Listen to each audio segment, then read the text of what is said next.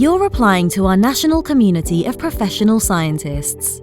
As part of your application, you'll be completing a competence report. This is the main part of your application and the bit where you get to tell us all about your role in making science happen.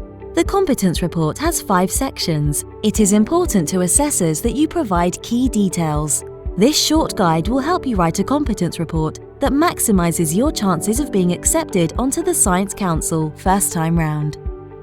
Before we look at the competence report, let's think of some moments in your career that you are especially proud of and write them down. Times when your actions brought a project together, when you turned a problem into a solution, or when you completed a task to a very high standard. Nobody but you will see these notes, so write down whatever you want. Next, let's take each example and think about what skill it highlights.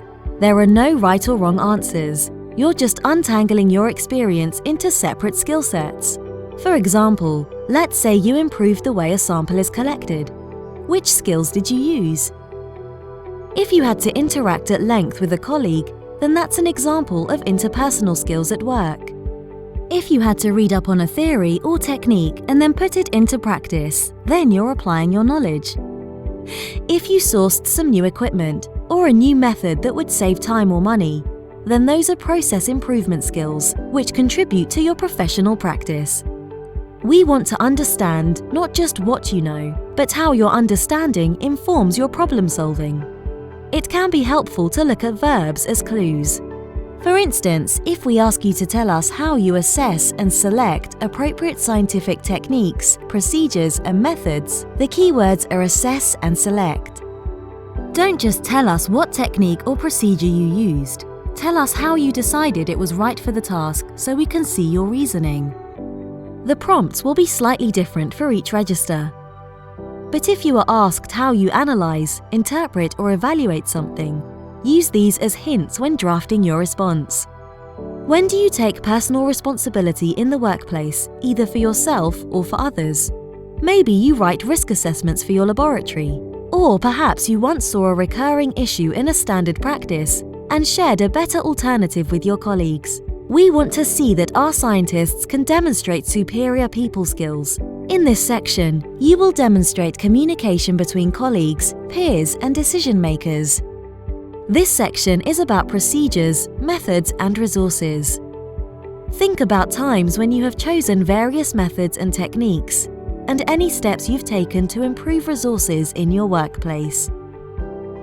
We want to see that you understand your relevant codes of conduct and practice, and can explain why they are necessary and how you adhere to them.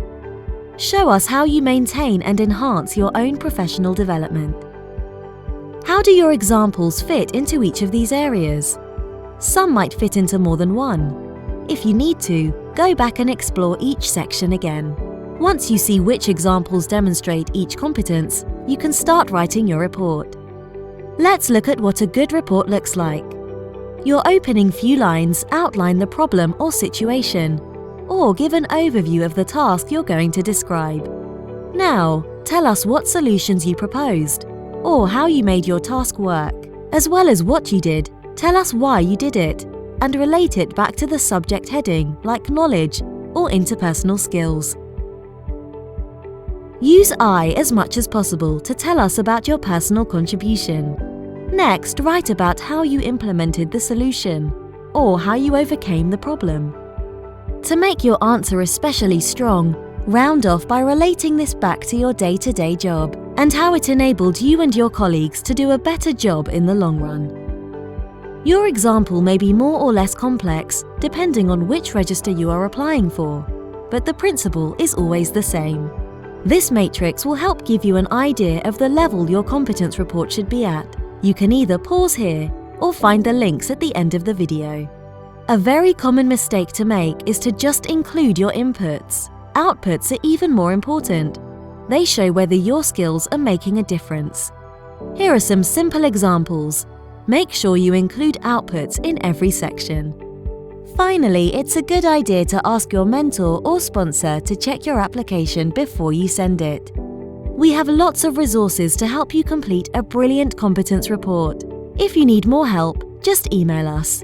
Remember, the competence report is just about proving the things you already know. Good luck!